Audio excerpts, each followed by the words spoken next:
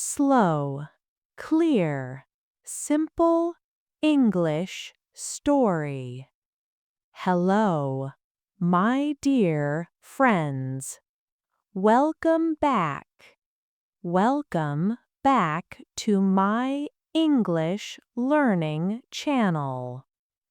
Today, we will learn through a heartbreaking story. This is my own story. Today, I will share you the story. The story will help you to increase your English listening skill. Let's start. My name is Saba. I am 22 years old. I live with my family in a small house. My life is not easy. Every day, I work in a small shop. I stand there for many long hours. My feet hurt. My back hurts, but I do not complain. I must support my family. We do not have much money. Sometimes there is not enough food. Sometimes there is not enough hope. Every night I lie on my bed and stare at the ceiling. I ask myself, is this all my life will ever be? One evening, my friend came to see me. She smiled and said, "Saba, there is a party tonight. Come with me." At first, I said no. I was tired. I was poor. I felt out of place in such worlds. But then I thought, just one night. Just one night to forget my pain. Just one night to feel alive. So I said yes.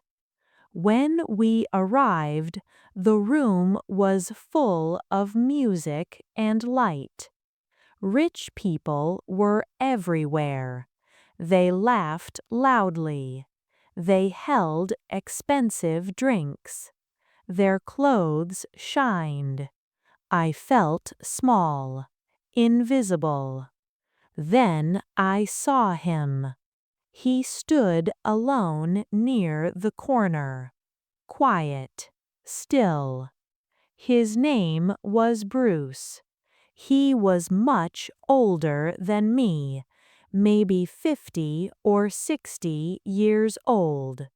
He wore a dark, expensive suit. He looked serious, mysterious.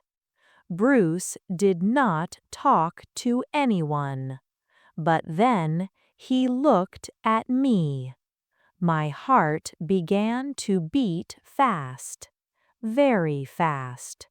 He walked toward me, slowly, calmly.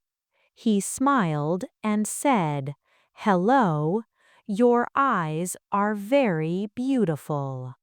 My heart jumped. No one had spoken to me like that before. We began to talk. Soft words, slow words. He asked about my life. I told him everything. My work, my family, my struggles. He listened, really listened. Then he talked about himself, his fancy life, his travels, his success. I listened to every word. I believed every word. Bruce made me feel important, seen, special. I smiled at him. I stayed close. I used my charm.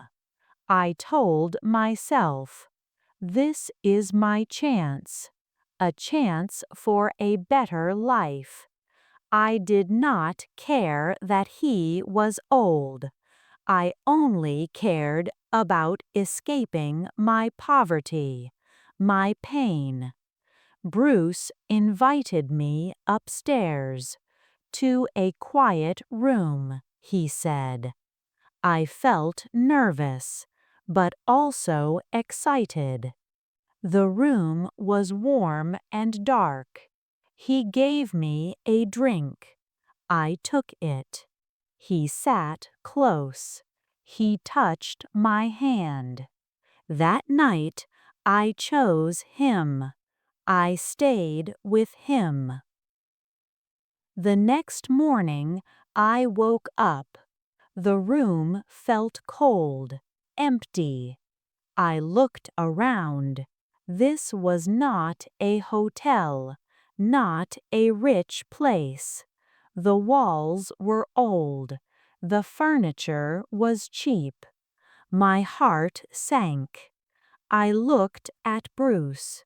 He sat on the bed, his head down, his face full of fear.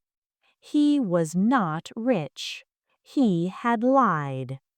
Anger filled my chest. I felt foolish, used. I followed him later.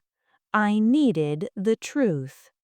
I stopped at a big house, a real house. I knocked. A woman opened the door. Before I could speak, Bruce appeared behind her, white with fear. The woman looked at me and said, "I am his wife." My heart stopped. Tears filled my eyes. Bruce was married, poor, a liar. His wife spoke calmly. "He has nothing," she said. "I control everything." Bruce stood silent, broken. I left. Later that day, Bruce came to my shop. He looked old, small, weak.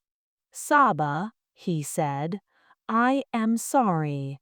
You made me feel alive again." His words touched my heart, but the pain was deeper. I knew then I could not save him, and he could not save me. I walked away. That night, I sat on my bed, thinking. I wanted money, a better life, and that desire blinded me. We both used each other. I learned something important. If I want a better life, I must build it myself. My future is in my own hands.